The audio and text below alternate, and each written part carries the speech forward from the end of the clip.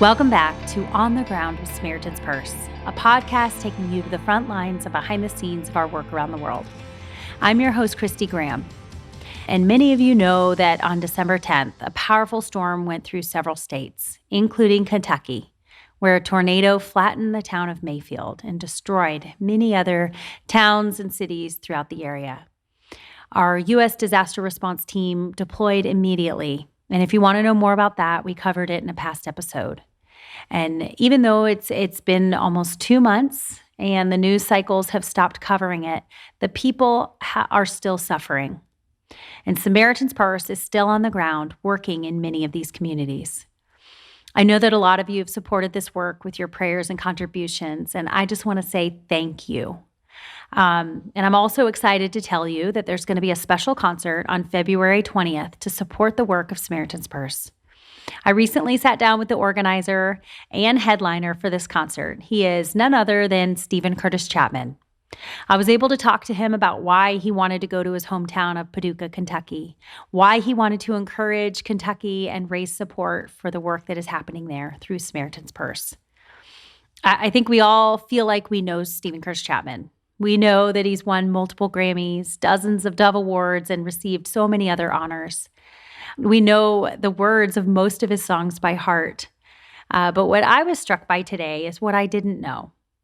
Just the dependence that he has on the Lord and how he really is anchored in God's word for each and every day. In this interview, he opened up about his time of heaviness, the loss of his daughter, and other personal moments. And I think you'll be encouraged to hear his humble spirit and his dependence on the Lord. Thank you again for joining us, and welcome to On the Ground with Samaritans Purse. We are grateful to have you on the podcast today, but also grateful to partner with you for this benefit concert. So let's start there. You know, you are from Kentucky, so I know these tornadoes probably really were personal to you because this is your hometown, especially being near Mayfield. So talk to me about why you had it on your heart to do a benefit concert and how you were able to put this together so quickly. Yeah, well, Mayfield in particular, I grew up in Paducah, born and raised there. My dad, who I say with all sincerity, taught me just about everything I know musically. And I mean, my biggest influence really musically and faith, just, growing up, my mom and my dad, both just great people of faith. And we grew up there in Paducah, but my dad is an incredible musician. And in fact, my latest recording was a bluegrass record, Kentucky music, that I grew up with. And I got my dad to come actually be on the record with me. And my brother grew up singing with my family at Olivet Baptist Church right there in Paducah is where we did our very first music together. But my dad had a dream of having a music store when he was a boy. And so he made that dream a reality when I was only 4 or 5 years old when he started his music store in Mayfield, Kentucky. And so it was there that I grew up going to my dad's music store. My first job was working in my dad's music store, sweeping the floors and cleaning out the showcase, dusting off the guitars and whatnot. And so those memories of downtown, the square of Mayfield, is really not there anymore after these tornadoes. And a lot of folks there still that I have a relationship with. My dad moved his music store to Paducah a few years ago, but I'm still very connected there. Of course, Paducah really affected my wife and I spend a lot of time at the Land Between the Lakes area, which is Benton, Kentucky, close to Murray. Again, all the areas that were devastated. Two bays over from where our little lake cabin was completely destroyed. I mean, it's gone. People are, boats, docks, and houses.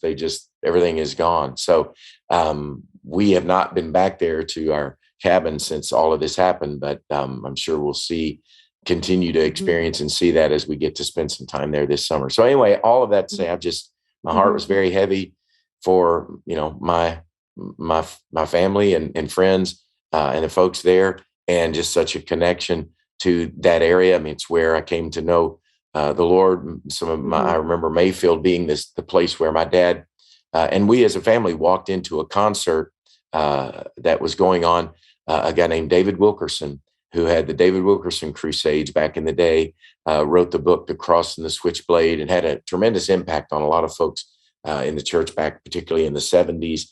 And we walked into one of his meetings, and a guy named Dallas Holm was his musician, and he sang a song called Rise Again. And for people my age who were exposed to Christian music, that was like a very big transformational song, and Dallas had a great impact on me. So all of that goes back to Mayfield, Kentucky, very special place. So I immediately started thinking about what could I do to love on the folks there? What could I do to bring some encouragement? And of course, music, immediately I think, music is a healer. God has used it so many times in my life. I've seen it, the power of it. It's a conduit. I've always been one who believes very much that the gift of music, particularly that God gave me, is not an end in and of itself, but it's a means to an end. God gives us, these platforms, these opportunities, a microphone, a little bit of music talent, whatever, and those are all to be stewarded in a way that would bring His kingdom to come on earth. And so I thought immediately, well, let me use my music. What would that be? Some people were talking about this idea, that idea. And I started to, so many of these things, everybody, we have so many great ideas, and there's so much going on, and the need is so great. What I love about Samaritans Purse is you guys were there, on the ground immediately. I mean, and within hours, I think same day. And that is very much, the story so often that I hear with Samaritans Purse. It's why I love partnering with you all every chance I get. And so it didn't surprise me to hear you guys were there immediately, just be in the hands and feet of Jesus to the folks there, and so much integrity. So I had a little bit of a concern with the different ideas. I thought, if I know how this goes, so often it's like, hey, well, let's talk about this, in the next month, and maybe it's going to be a few months, going to be a while. And I've seen before where sometimes these things come and go, and we all have a lot of great, passion and ideas and heart when the need is immediately exposed. But sometimes time goes by, and then, gosh, the way our world is right now, there's going to be 5 more, awful things that we're going to need our attention happen in the next, several months.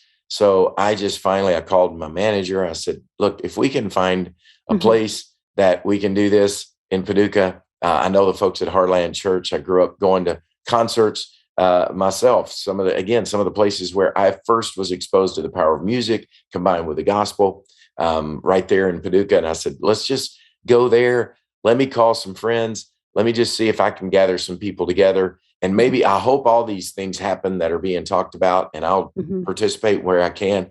But I want to make sure something happens, as soon as it can. And so called up, immediately thought of Ricky Skaggs. Ricky I call him my bluegrass big brother. He is a Kentucky fella as well. And I grew up listening to Ricky's music, and to think that, I was texting with him yesterday about this, this event, and it hit me again. Ricky Skaggs' phone number just popped up on my phone. It's still not lost on me that I can't believe that I actually get to, text with Ricky Skaggs, legendary Hall of Fame, Country Music Hall of Fame musician, follower of Jesus, just incredible man, that I've had the opportunity to make music with him, have him record some of my songs, record it with him. And so I called him, and of course, as I expected, he's like, well, let's do this, brother. Let's do it. And he had already, I know, been with Franklin there in Mayfield. And I didn't even know that. He told me, he said, I've been there already once with Franklin and played a little bit of music. And so he said, I want to go back and let's do this together. And so he was my first call. And then from there, I said, well, let's try to get some other fellas gathered together. And I'd love it if everybody could sort of have, a little bit of that bluegrass blood running in their veins. All Kentucky brothers. That would be so cool. Doesn't have to be, but I started reaching out to guys I immediately thought of that are from Kentucky, Jason Crabb. And then I thought of Larry Stewart. I grew up with Larry. Larry's from Paducah, Kentucky, actually, as well. Oh. And we grew up together. He went on to be the lead singer of Restless Heart country music group. And and we've sort of stayed in touch, hadn't seen each other for a long time. So reached out to him and he said, "Oh man, I've been wanting to do something so bad." So in a way, it's been a gift to all of us musicians who Yes. want to do something, and this is a chance for us to do it. Well, yeah, it is incredible. So thank you for your vision. And it has been neat to watch it happen so quickly and to be able for you to share the stage with, some Kentucky born. Ricky Skaggs spent Christmas Eve service, there in Right. Mayfield to minister. So what a neat way. But just to have you would have been enough. We're so grateful. But to have such a great group of artists that are passionate about this state. Right. So you mentioned, you've been a partner of Samaritan's Purse over the years. I know a little bit about your involvement, but can you even share when you first got involved with Samaritan's Purse, and you mentioned why you continue to partner? What is your ministry been over the years? Well, I'm old enough to remember, the early days when, my first invitation to be a part of one of Billy Graham's crusades was I'm going to say about 88, probably 33 or 4 years ago. So just hard to believe, again, kind of, like getting a phone call from Ricky Skaggs to get a phone call to say, "Hey, could you come be a part of a Billy Graham crusade, sing before Billy Graham preaches?" And the first person I called was my grandmother when she was still alive in Paducah. And I said, "Grandma, you're not going to believe this," because she was the one that used to set me and my brother in front of Billy Graham crusades every time they were on television. And we'd go to watch the movies, that his organization would put out. So she was so thrilled and so excited. I still had the mullet back in the day. So she said her biggest thing was, "Now, you are going to get your haircut for that, right? I mean, this is Reverend Billy Graham, right?" So I unfortunately didn't, and the picture keeps popping up, all the time of me with this long flowing mullet, on stage with Billy Graham. But I remember the first time at one of his crusades. I'm sure it wasn't the first time for him, but the first time I remember him introducing his boy Franklin to come up and share a bit. And Franklin had his motorcycle jacket on, and I met Franklin for the first time.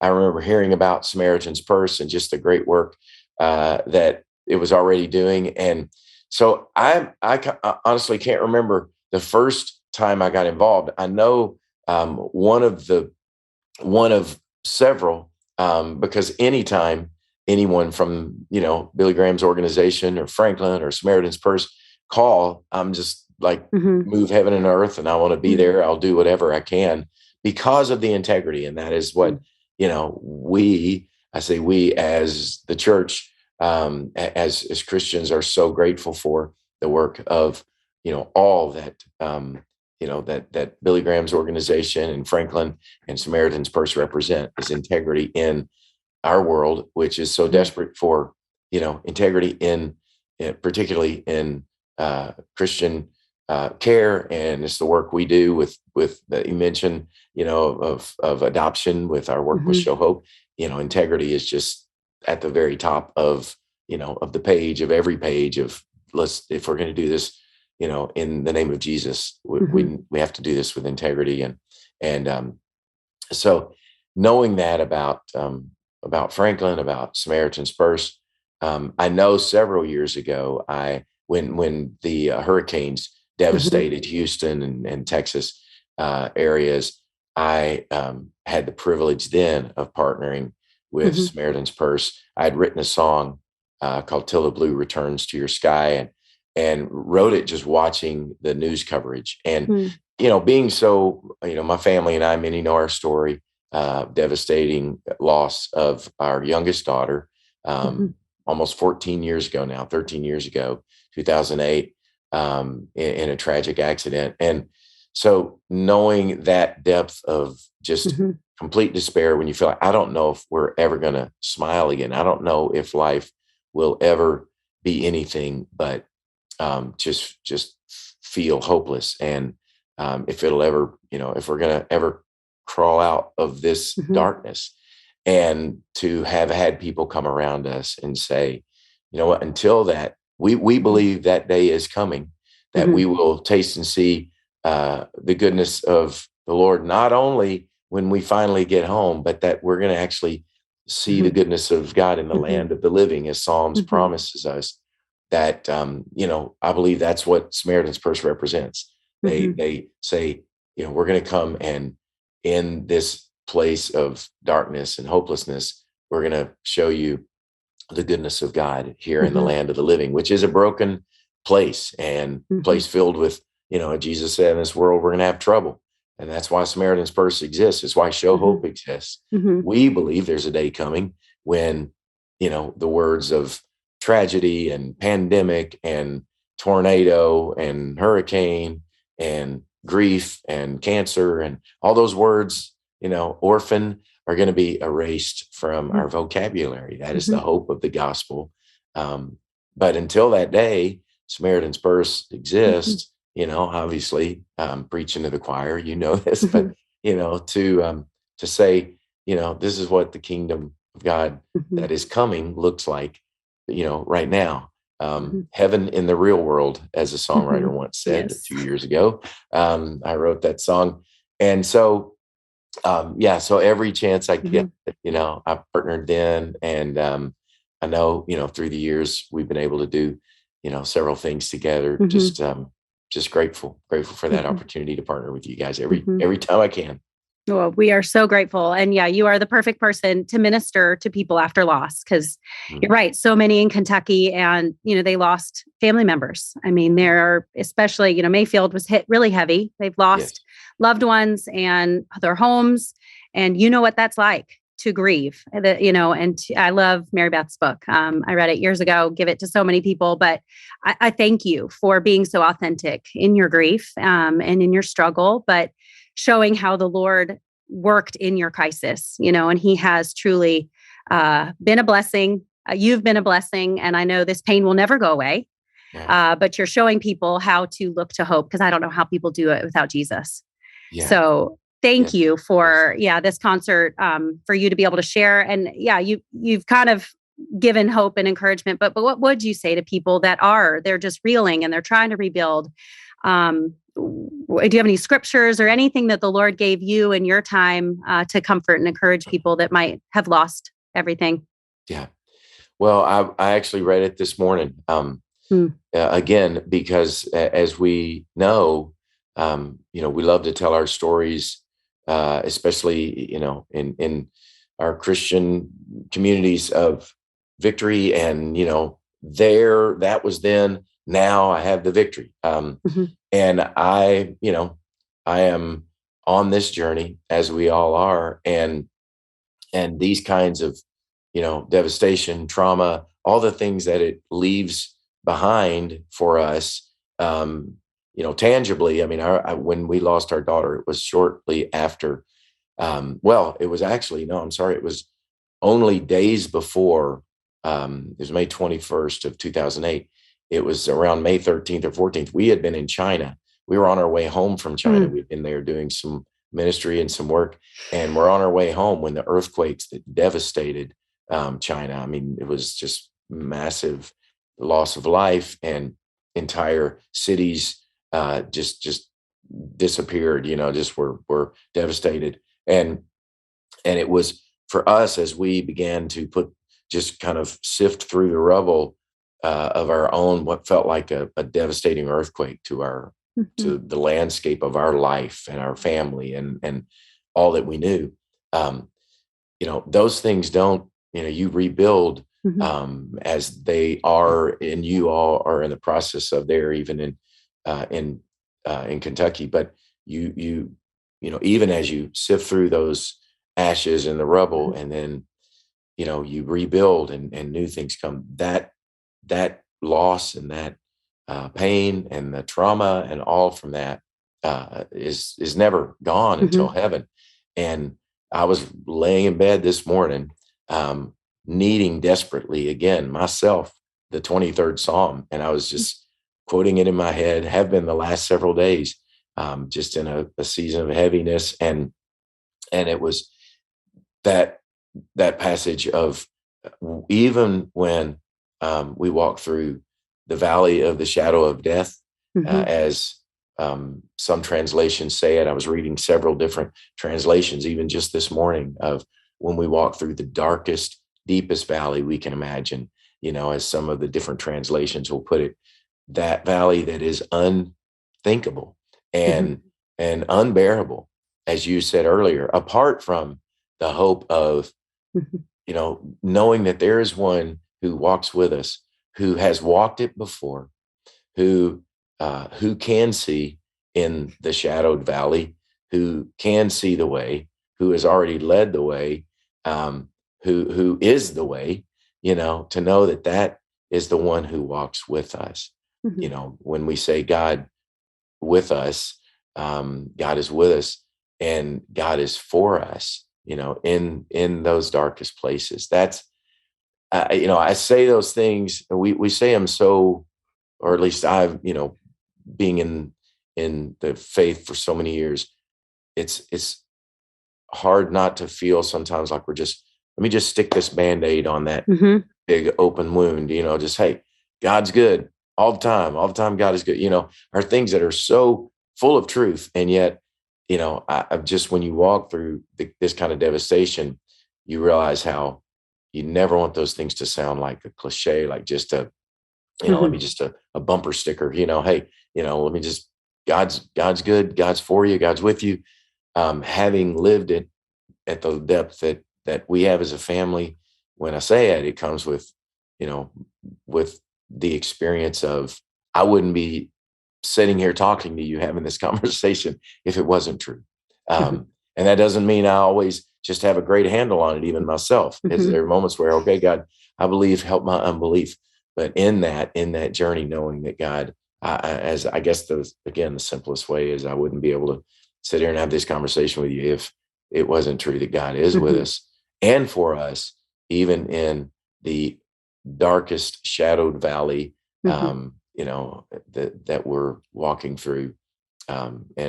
So hopefully, that's the encouragement that I can give, both with my music and Mary Beth and I, with our lives, with our hearts that, are still broken and will be until heaven, but full of hope and full of the promises that God's given us.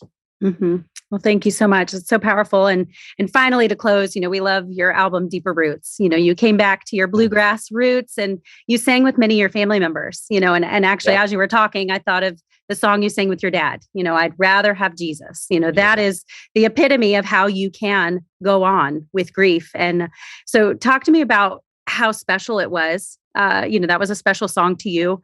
To be able to record that with him and now to be able to sing it. And will he be traveling with you on your tour? Will he be able to sing with you on stage? I just have to know. Yeah, I talked to him last night. He's 82. He's dealing with some health things and his breathing and he's always, I'm always talking to him. He still teaches guitar lessons. He still has his music store. But he's like, I just get hoarse and I can't catch my breath like I used to, and I can't sing, but I can get over this. As soon as I get over this, I'll be good. And I'm like, well, Dad, at 82, I don't know how much of getting over this until heaven. And he's like, I know. But I said, February 20th, I said, I need you to be there and I need you to come sing with me. And he said, all right, well, we got to practice. He wants incredible. To make sure he can practice. But yes, I'm going to have my dad there. I told him, like, Dad, you got to come do this with me. I'm going to take my brother as well. Yeah. And we'll sing some of those songs. And we've actually had the chance to do that together several times since that recording. We've done the Grand Ole Opry. I had him come out and do the Grand Ole Opry with Ricky and Ricky Skaggs and myself. And so they've met and very, very special to get to sing with my dad. And that song, in fact, it was hard for us to record it because my dad kept breaking down trying to sing it. He just kept crying. And because that song really means so much to him. Jesus really made a radical transformation in his life when I was a young boy, and our faith journey all began around the time I was 7, 8 years old. And so that song is very true for him. It really, there was a real transformation in my whole family's life. And that song was my grandmother's favorite song. And grandmother, his mom, gave us all a love for music. She went to be with Jesus at 99 years old. She was the one that sat me in front of the Billy Graham crusade when I was a boy. And so that song was sung at her funeral. And I think that's partly why it's so emotional for my dad. But yeah, it's a special truth, a special song, obviously special song for, the Billy Graham organization. I can still remember sitting there hearing, our dear friend, George Beverly Shea, singing that song and just, what a blessing. It is incredible. Well, thank you so much. Yeah, the album's incredible, especially singing with your boys, your daughter-in-law, your brother. I mean, it's just so special. So thank you for sharing it with us. And just finally to close, I know you have a busy day ahead of you. You're playing at the Grand Ole Opry tonight, so we don't want to take any more of your time.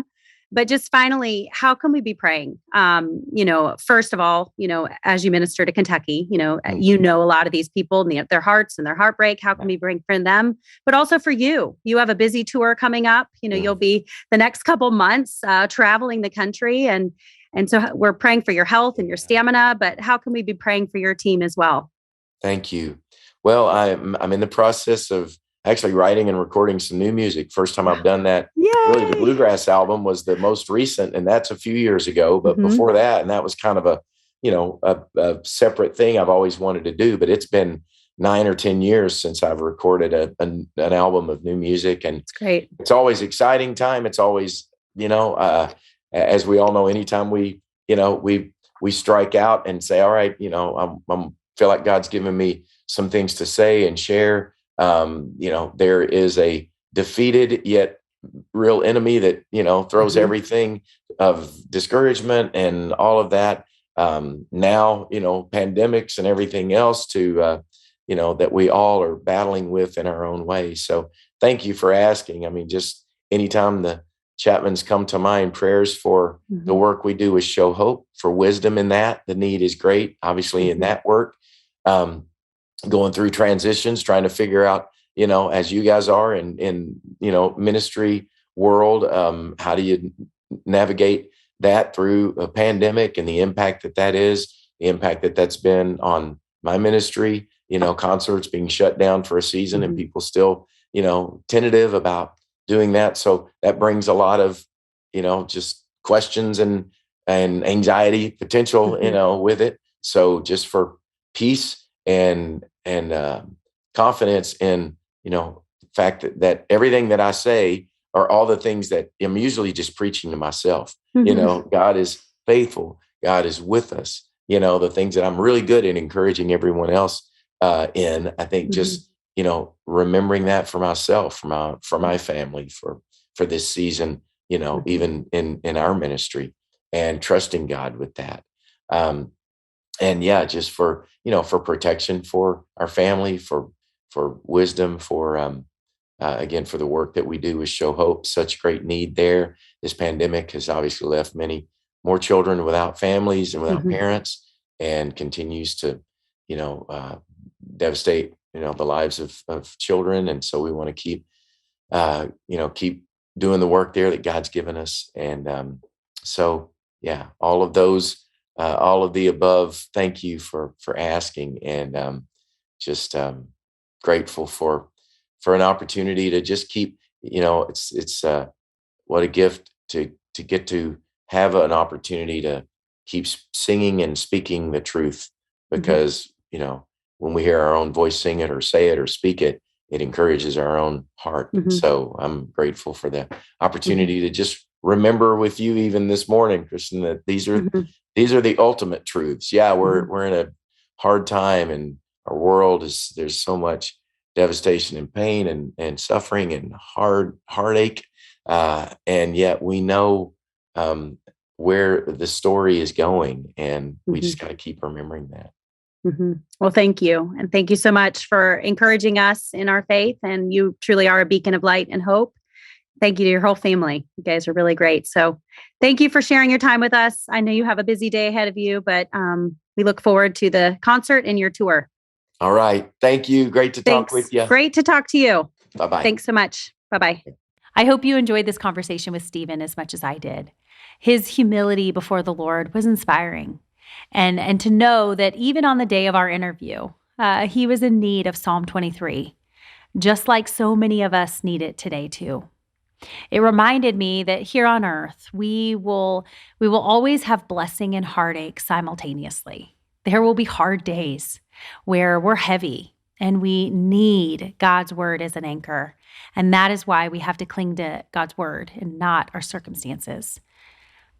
And I loved the way that Steven wanted to do this concert. He, in the midst of a jam-packed, busy tour season, he wanted to do the concert. And I was really impressed that he did it at the beginning. Even though his schedule's busy and time was tight, instead of waiting until his tour was over and tagging it on the end, he wanted to do it first and give his first fruits to the Lord. He knows how urgent the situation is, how much Kentucky is hurting, and just that they need prayer and support in these communities. And I love the fact that he even sat down with me the morning of our interview. He was going to be performing that evening at the Grand Ole Opry. So he has a jam-packed schedule, and yet he is going to Paducah, Kentucky on February 20th.